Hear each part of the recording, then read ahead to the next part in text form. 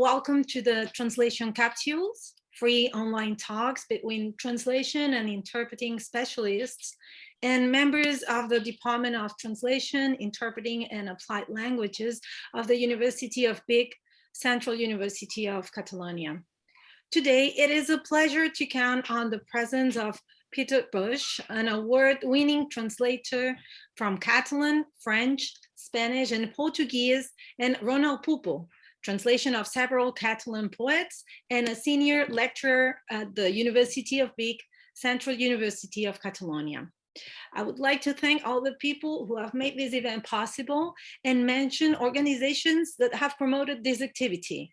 IDISC, Tech for Word, Pen Català, Eumo Editorial, Institut Ramon Llull, the Spanish Association of Audiovisual Translation and Adaptation, and also the Spanish Association of Conference Interpreters. And of course, thank you all for joining us. If you want to follow us in Twitter or other social networks, remember that our hashtag is Conversatrat2122. Thank you very much. Ronald Puppo, the floor is yours. Thank you very much, Katerina. It's great to be here with you and especially with Peter Bush. I'd like to briefly introduce Peter Bush. Is of the sort that you could say needs no introduction. And to do justice to his achievements in literary translation, it would take the whole hour and more. His translations from Catalan, Spanish, Portuguese, and French have earned him far-reaching recognition and more than a dozen prestigious awards and honors around the globe, such as the Premio Valle Inclán, more than once, by the Society of Authors, London, the Spanish Orden del Mérito Civil, the Outstanding Literary Translation Award from the American Literary Translation Association in the US, the Creu Sant Jordi for the translation and promotion of Catalan literature, the Premio Ramon Llull for his translation of The Grey Notebook by Josep Pla, to name just a few. And most recently, the English Pen Award for his translation of Rosa Arquimbau's 40 Lost Years. As a renowned translator, his work singled him out as a kind of explorer, I'd say, seeking out new literary life, whether in Cuba with Leonardo Padura, in Uruguay with Juan Carlos Onetti, in Spain and Morocco with Juan Goytisolo, or in 19th century Catalonia with Mercè Rodoreda, Josep Pla, Joan Sales, Emili Teixidó, Caterina Albert, Najat El Hachmi, Rosa Arquimbau, or closer to home, to Peter's home, award-winning crime novelist, his author wife, Teresa Solana. Finally, Peter Bush has devoted many long years of service and leadership in institutions promoting literary translation, serving as vice president of the International Federation of Translators and directing the British Center for Literary Translation, as well as working with emerging translators in countless seminars and workshops. So thank you very much. It's such a pleasure and an honor to have you with us here today, Peter. Not at all. Thanks very much for the invitation to participate in these capsules, and I'm delighted to be in conversation with you about literary translation. First, a couple of questions, Peter, excuse me. Yeah. I'd like to ask you a couple of questions about the mechanics or the process of literary translation. Many of our students have read your article about translating Spanish writer Juan Goytisolo, the act of translation, the case of Juan Goytisolo's A Cockeyed Comedy, where you talk about writing as many as 7 or 8 drafts, revising, polishing your translation with each new revision. A couple of questions have come up in our classroom discussion. First of all, how do you know when you reach the end?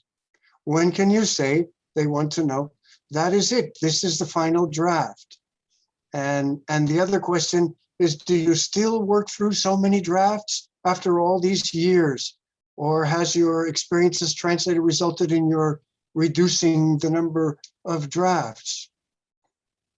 I think that you kind of just know when it's the final draft. Obviously, in a way, a translation is never finished. You can always improve on it, and you can always find things that perhaps are not such good interpretations as you hope they would be, or choice of words, or whatever. But I think that after a kind of long process of drafting and rewriting, you think, I've taken it as far as I can, and I'm happy with it. I can now send it off to the publisher. And of course, that is a continuation of the drafting process, because the editor will also read it and edit it. And so that's, at least another couple of drafts in collaboration with somebody else. In answer to, and also it depends, yes, I do sometimes still have to do 7 or 8 drafts. It depends on the work. Some works are more complex than others. Some works might demand four drafts or 5 drafts, but I can still do 7 or 8 drafts, yes. Thanks, Peter. Tell me, do you use any sort of special translation software or digital assisted translation, or none at all? The computer sort of just a glorified typewriter for you?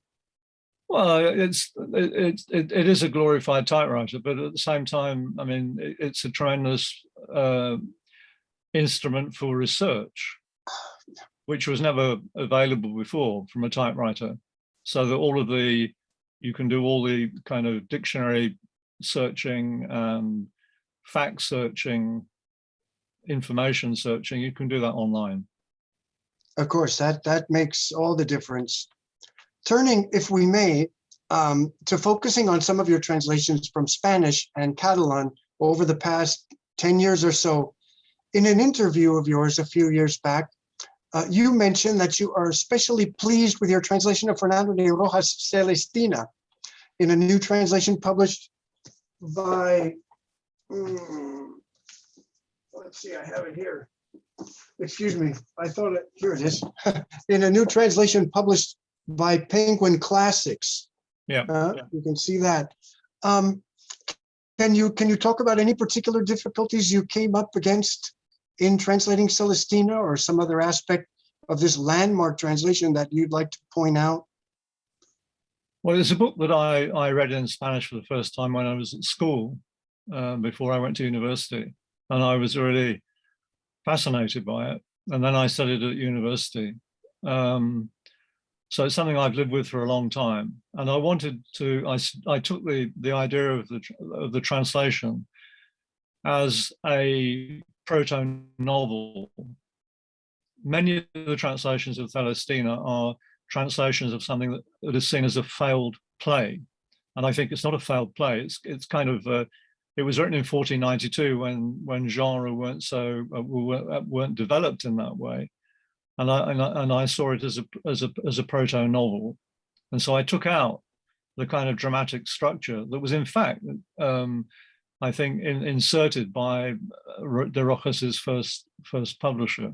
So that doesn't exist in my translation. Also, when I studied at university, the focus was really on Calixto and Melibea, the romantic subplot, as it were, whereas I felt that Celestina is the central character, and she is not simply some horrible old bawd. She's a 70-year-old woman with her own past and her own sexual and existential experiences. She's very witty, and so I wanted to kind of create a Celestina who is in fact quite appealing and not simply evil.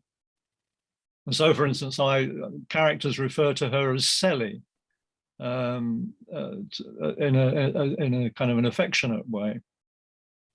Mm-hmm. And I also wanted to create a translation that was not like cod Shakespearean. Many of the translations of Celestina are kind of pseudo-Elizabethan. And I think the first great translation of Celestina was James Mabb's in the early 17th century. So he did it in that Old English, and I don't think there's any reason to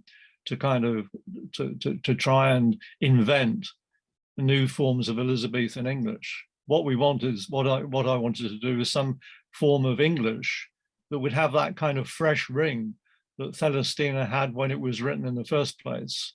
It was a kind of breakthrough in its mixing of courtly love language, language of high literary mode, and a more vernacular Spanish, a more streetwise Spanish.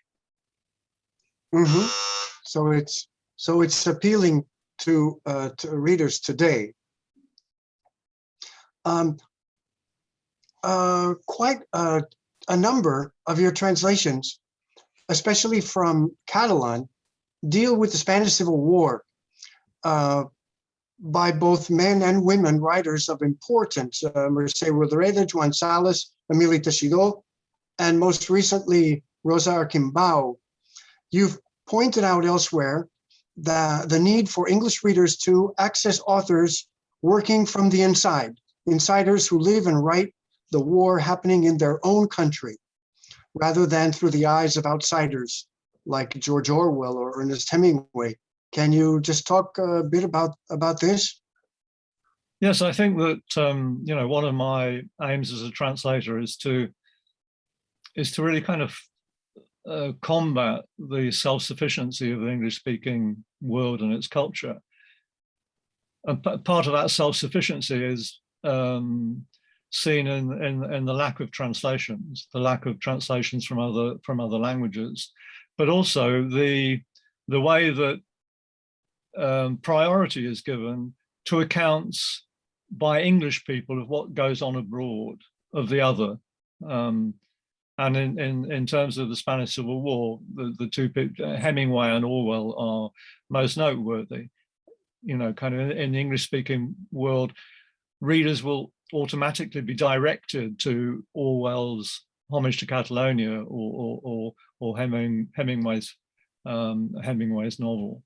So I think that it's important for translations to exist by people, by writers who've experienced the war. Joan Sales fought in the war and then went into exile.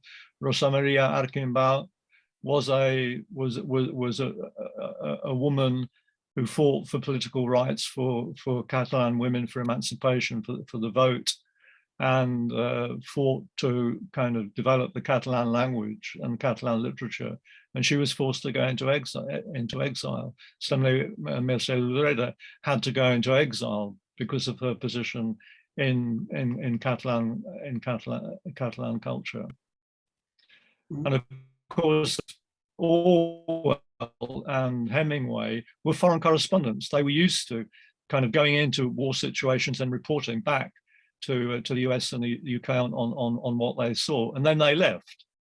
Whereas what you get in the novels by these Catalan writers is some sense of the whole process, from the excitement with the election of the Republic to the Civil War, to the dictatorship, and to exile and the kind of negative existence for the majority under the Franco dictatorship. That is not in Orwell or Hemingway.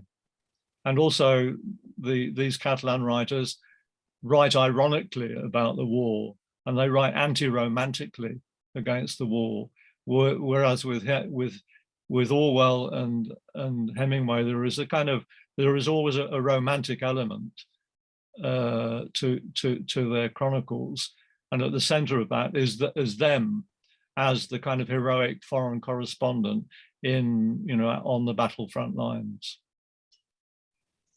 Thank you, Peter. Can I ask you to talk just briefly about translating women writers? You are a seasoned and successful translator of women writers, and the list goes on.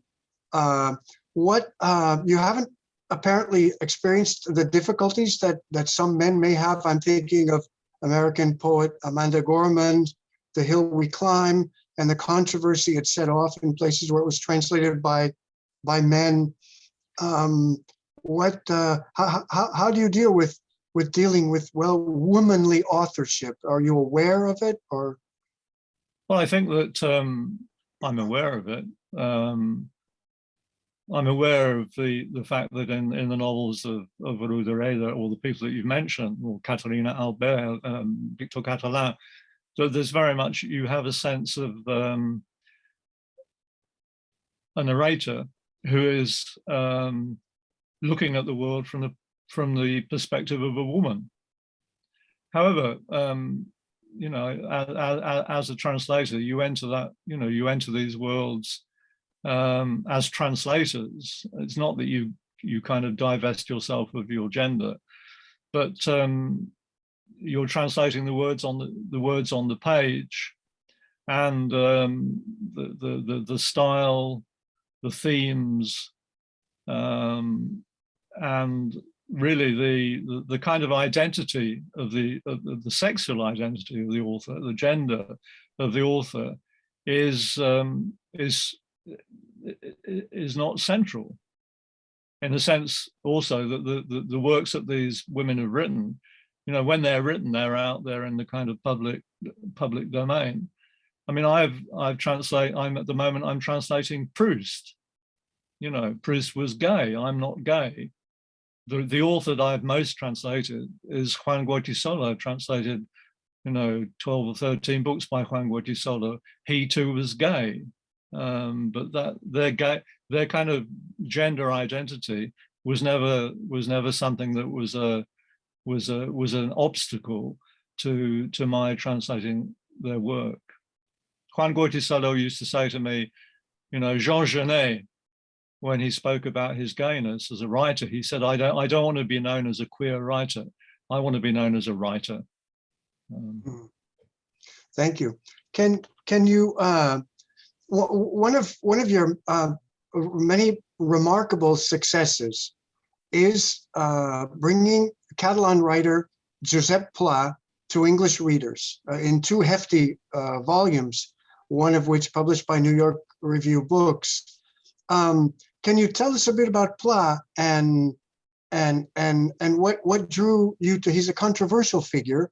What drew you to Pla? And can you think of any English writers that might be somehow comparable to a Josep Pla? Well, in a way, I feel a bit of a fraud, really, an outsider. I mean, I didn't study Catalan literature when I was at university.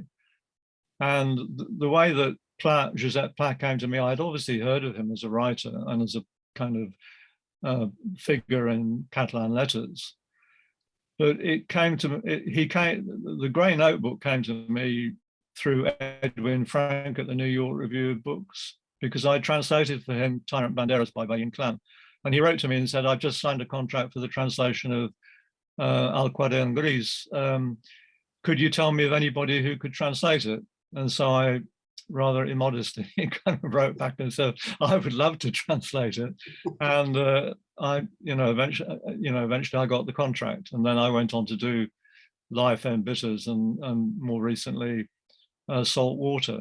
And I think that, well, like most of the Catalan, or all of the Catalan writers that I've translated, you know, I've been constantly amazed by the originality of these Catalan writers, and also the fact that these Catalan writers have been marginal or are very marginal in the teaching of Spanish literature and in Spanish departments. When I think like the novels of the Civil War, how can anybody think about the literary representation of the Spanish Civil War without thinking of Catalan writers or Basque writers or Galician writers, for that matter? Mm-hmm. Peter, I'd like to go back just a moment to Rodoreda and Arquimbao. This is something that intrigues me, especially because of their Civil War novels where women are at the center of the narratives. Can you? I find them an intriguing parallel works. Can you point to any striking differences or similarities between Rodoreda's Natalia Pidgey and Arquimbao's Laura?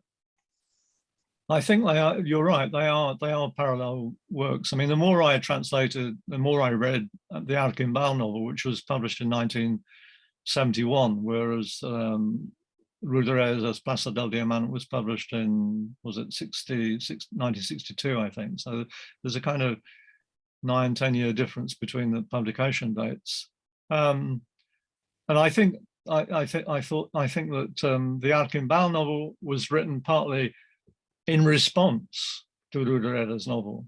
I think the parallelism is not simply there because both novels have narrators who are older women looking back at their lives.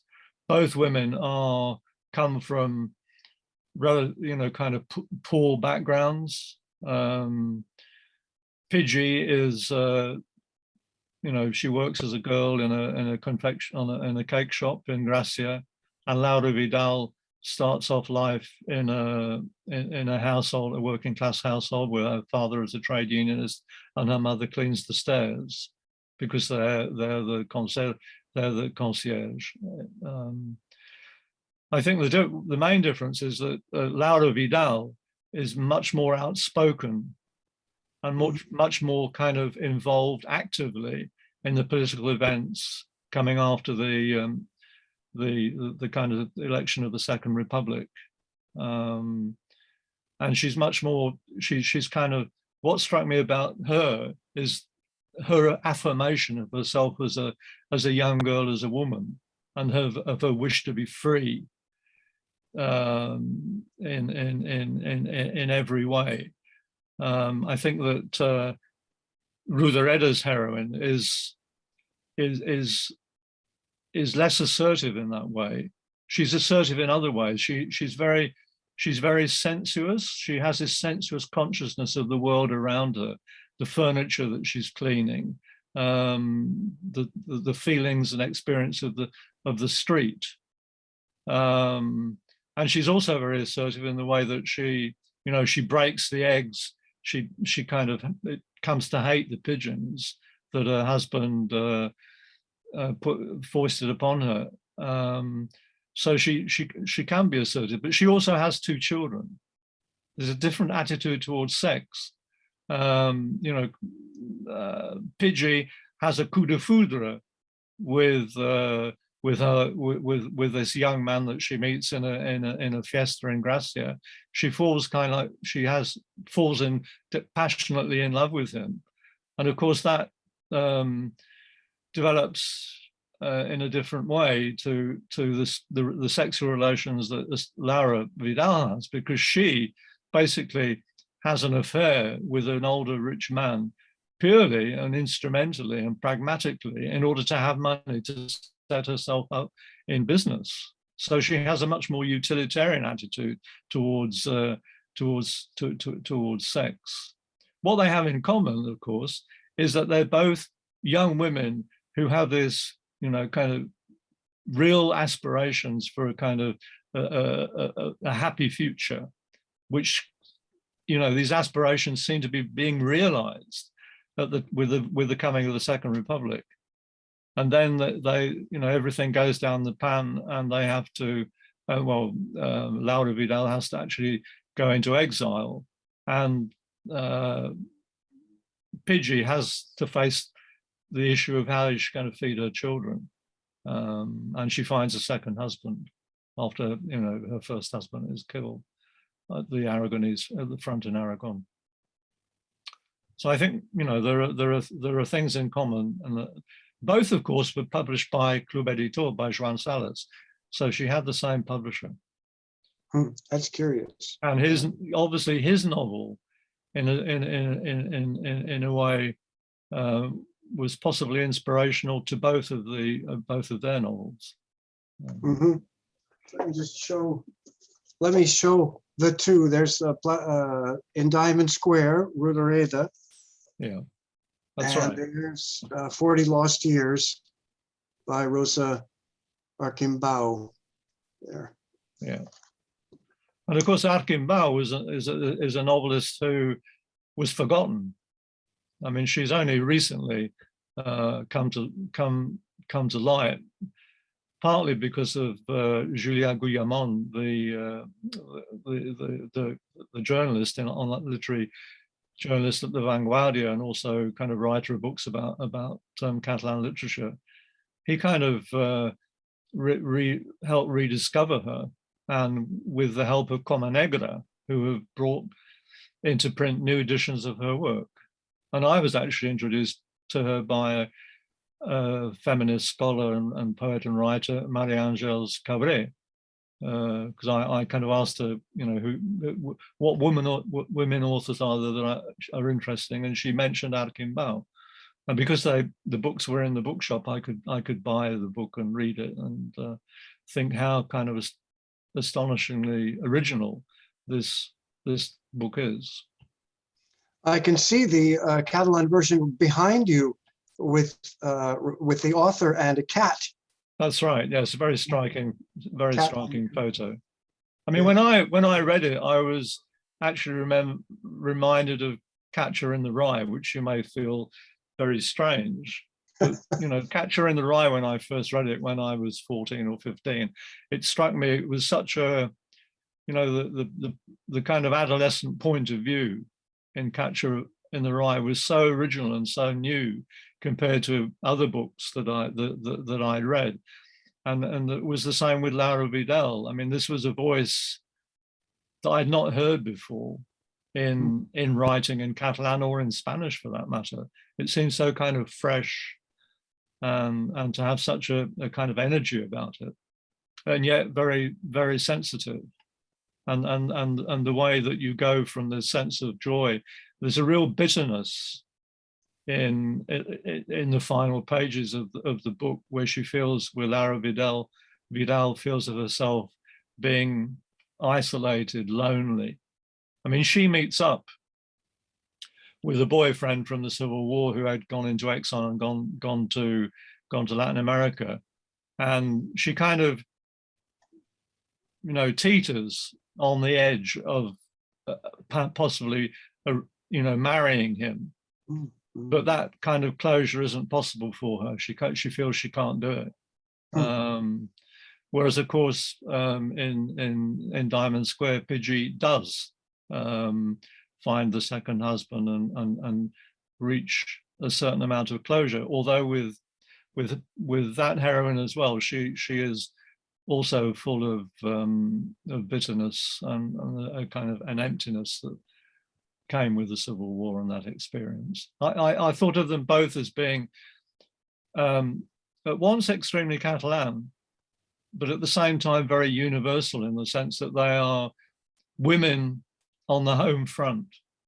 You know, the experience of women during war is something that is often kind of forgotten about, and there's much more of an emphasis on the men who go to fight than on the women who remain behind with children or with their own lives, trying to survive. Thanks so much, Peter. You translators obviously not only translate, but they try to make deep sense from what you say, deep sense of what it is that they're translating.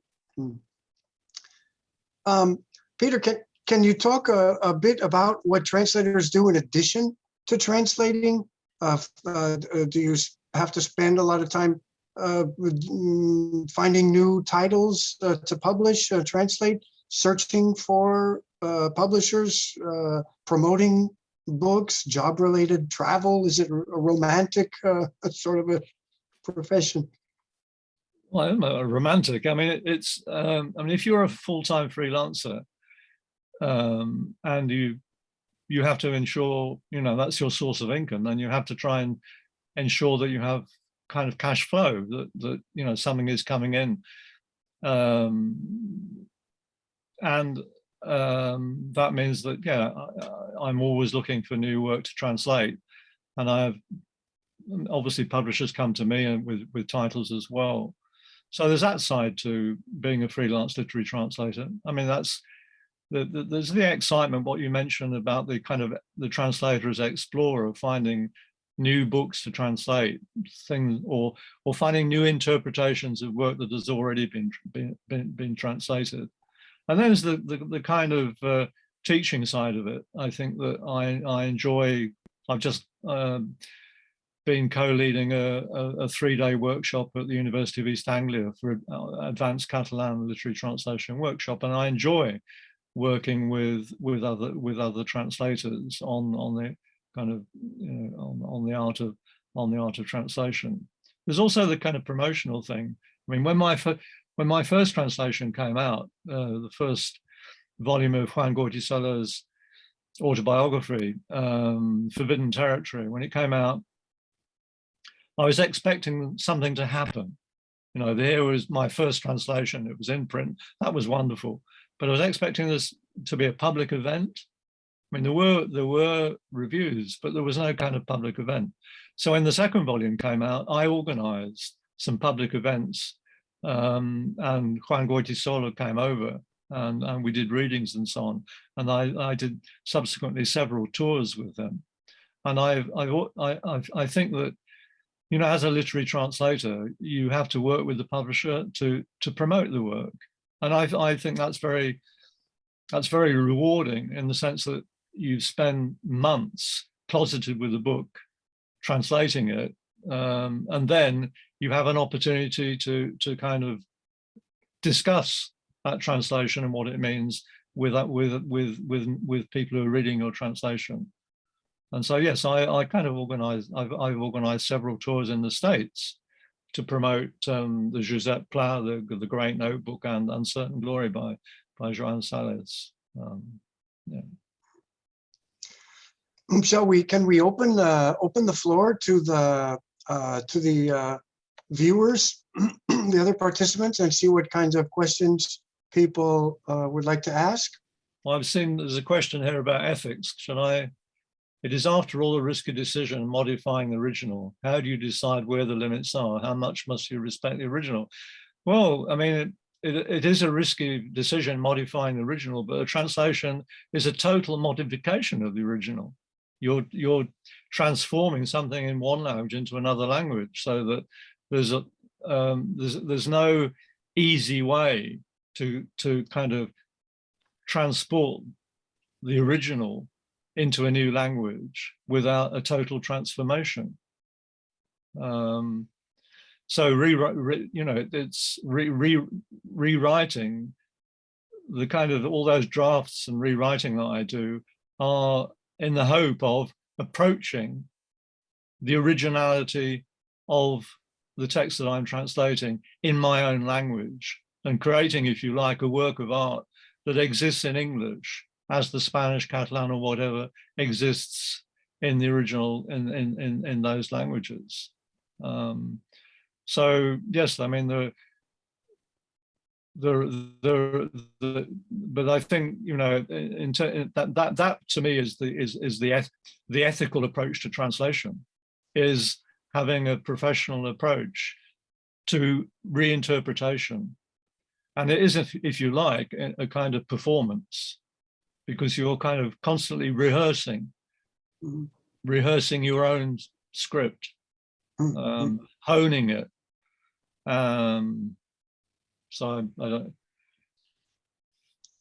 How much of yourself can we find in your translations? Well, again, I mean, there will be, you know, we have a repertoire of languages, and in my translations, you will find fragments from my repertoire of languages.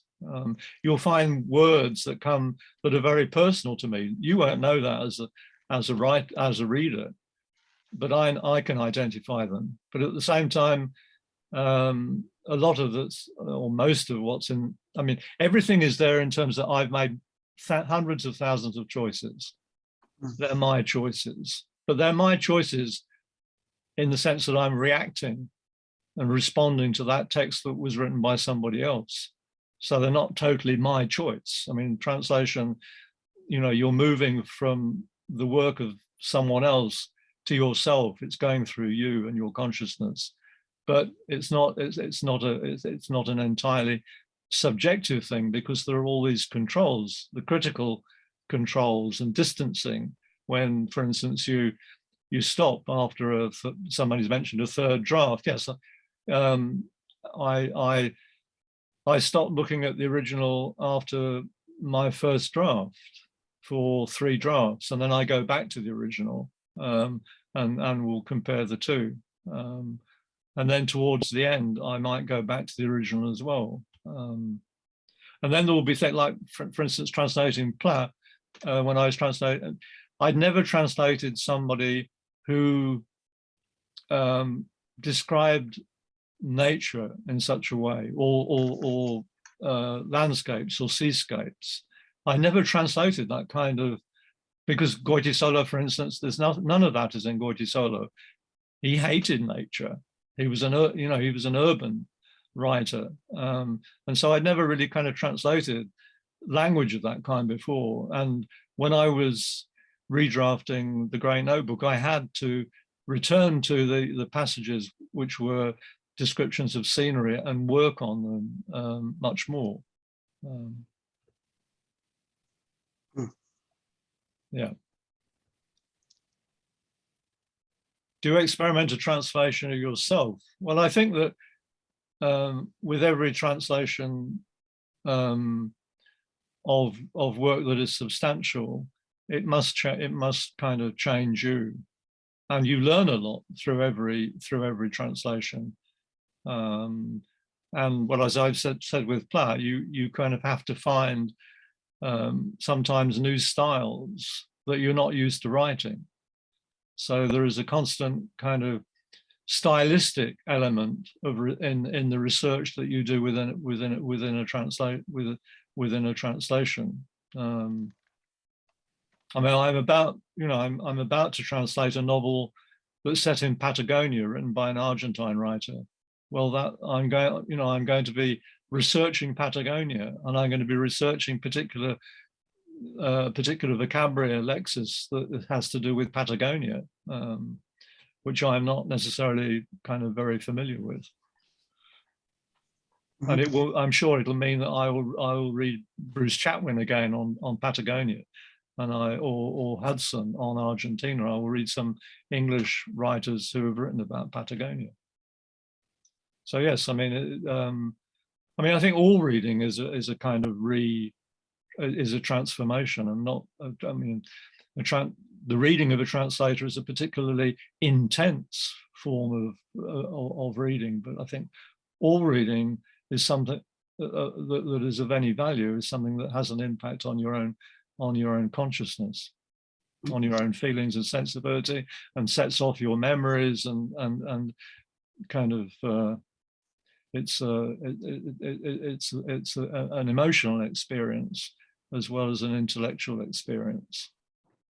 Peter, did you ever make lists? I knew when I was translating, I would read related works, and I would make lists of phrases and words that I found. Did you ever find yourself doing that, or is that just something unique to me?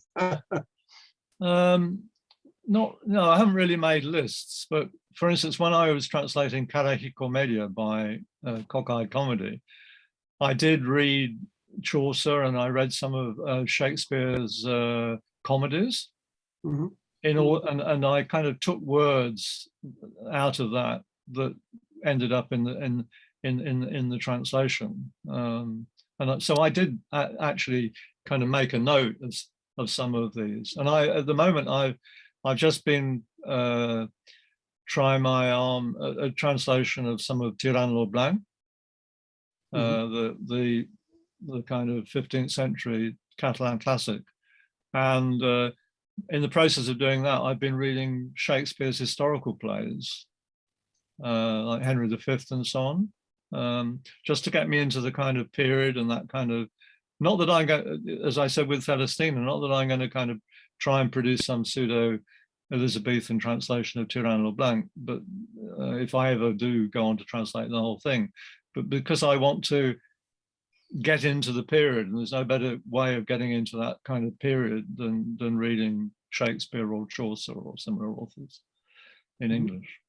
That Peter, that would be a retranslation. Tirant lo Blanc was translated by Rosenthal. Well, it was translated by David Rosenthal. It's been translated by 3 or 4 other people as well, whose translations are not so well known. But David Rosenthal's translation is from it's from way back. I mean, it's kind of quite I think there will be time. The time is right for a different kind of translation, I think. Great, great. Well, I don't know how we're doing on time. If, Katerina, do we have time for one more question from? One more question. Maybe have you been monitoring the questions, Katerina? Have you picked one out? Okay, I don't know, maybe, Well, there's this one about when you reread your old translations, do you feel like doing it again or something? It's an interesting question. go ahead. Yeah. Well, I must say I don't very often reread my translations, but sometimes, for instance, with the Goitisolo autobiography, which was the first thing that I translated, Verso did a new edition of it, like 15 or 16 years later, and they said, if you want to make any changes, read it through, and if you want to make any changes, and I did read it through, and I did make a number of changes, and the most significant one, I think, was the chapter that has to do with Jean Genet, which was in the present tense in the original, and in my first translation, I put it into the past tense because I felt that it sounded better in the past tense. But when I read it again, I felt that why had I done that? I don't know whether I was I was starting out as a literary translator, and the kind of received wisdom has always been that the present historic doesn't work in English. If it's in the present in Spanish or Catalan or French, then you put it in the past. And I think that that's it's not true.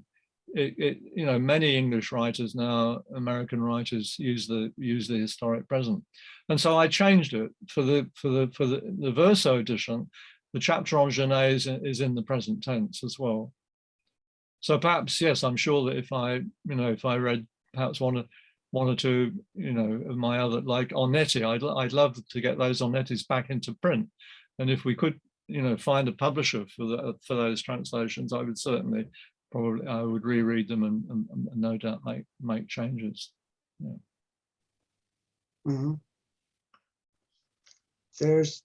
There's one more question. I know we have time from Rosa Maria Esteban. Oh yes, is there a topic or an author you would like to translate who've not had the opportunity to translate?